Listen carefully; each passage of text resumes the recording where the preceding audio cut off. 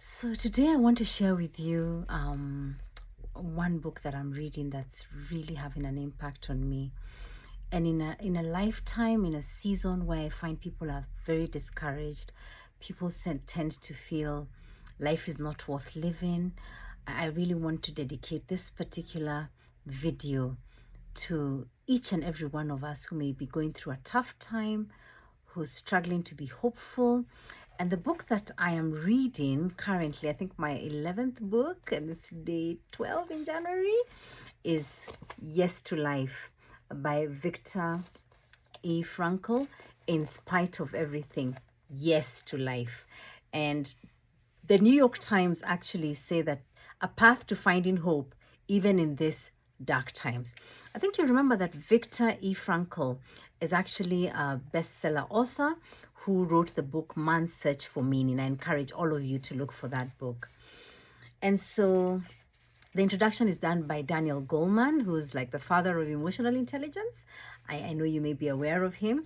And I want to quote from some of the things that are said in this book to set the tone for my conversation with you today. And it starts by saying it's a minor miracle this book exists.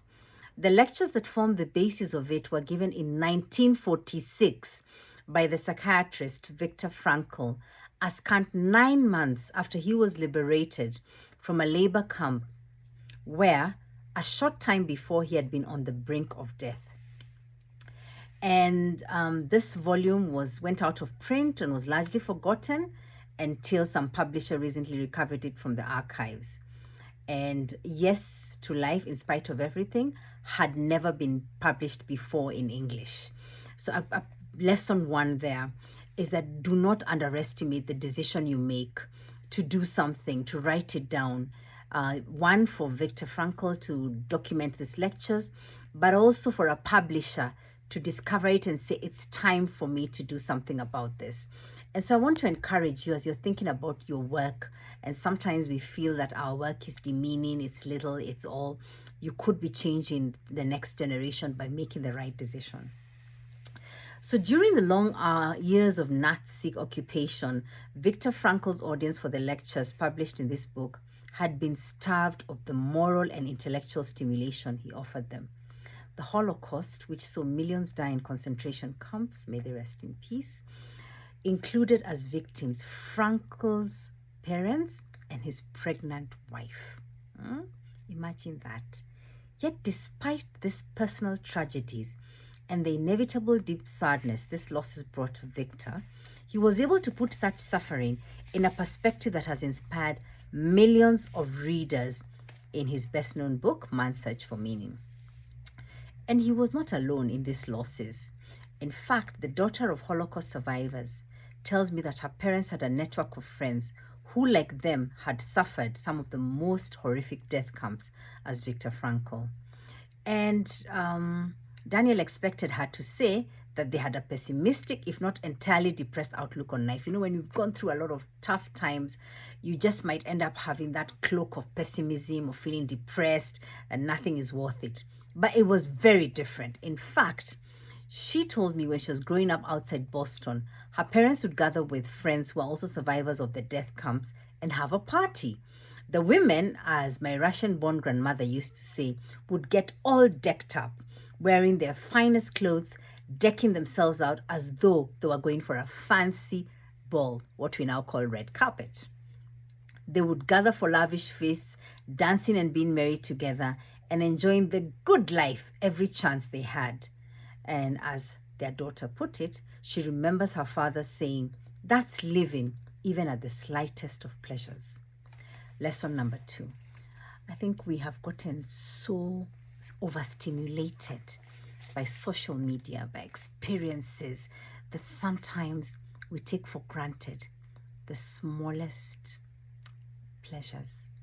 To be able to eat. I'm reminded of some friends whose parents, because of illness, don't remember how to swallow. How to swallow.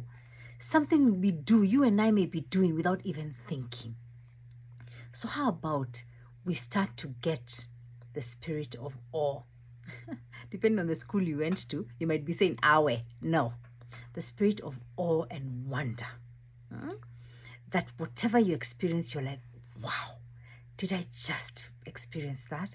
As happens to very little young children before they now get used to, just life and what life is offering them. So, lesson number 2 is to start to seek the spirit of wonderment, the spirit of awe, the spirit of extreme gratitude for the smallest things. Not easy, not easy, because we are inundated with so many things fighting for our attention. We are overstimulated by social media, the screens, and everything that comes through. And as a result, we can sometimes become very indifferent to whatever it is other people are going through and to the experiences you yourself are going through. So, as she says, they never forgot that life was a gift that the Nazi machine did not succeed in taking away from them.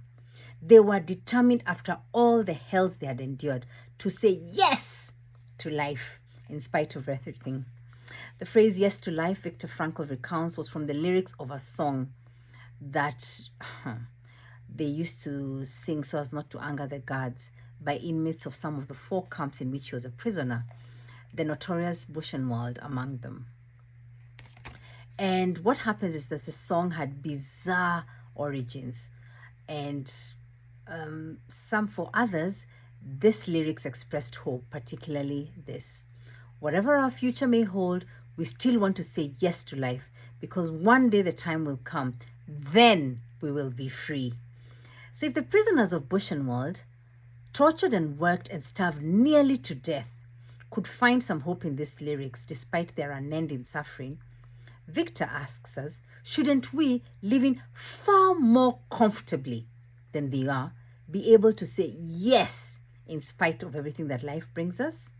So I want to encourage us at this point to ask yourself, are you saying yes to life? It is 2024, a leap year.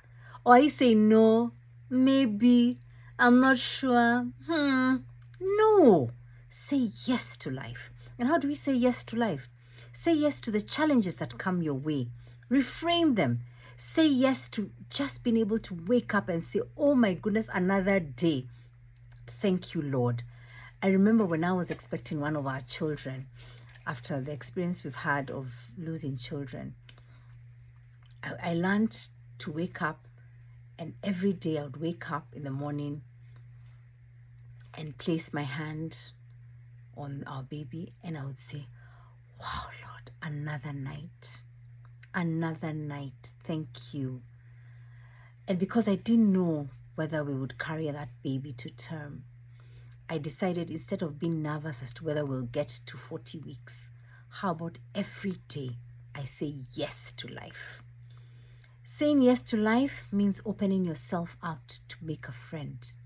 Saying yes to life means allowing yourself to be vulnerable to yourself first and brutally sincere about what's going well, what's not going well. Saying yes to life means being open to the gift of other people sharing their lives with you, whether it's a statement, a conversation, an outing, a walk, a phone call, whatever. That is saying yes to life. Saying yes to life is looking at your challenges and saying, in spite of everything, I am going to still be grateful. Because may I remind you that a grateful heart is a magnet for miracles. Viktor Frankl, in this book, is challenging us to say yes to life. And I think this is a great book to think about reading. As you know, we are running the Africa Risers Network, and already we have about 100 professionals on it. And we'll be reading 10 books in 2024.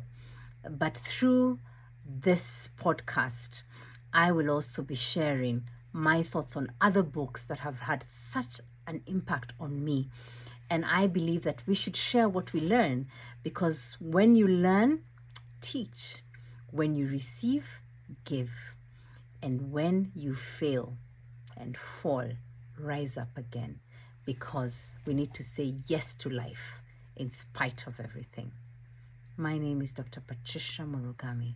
With a lot of compassion, tough empathy, and encouragement, I want you to look at your life and say, no matter how how crazy it is, how terrible it is, how it is off plan. By the way, who told us it has to go according to plan?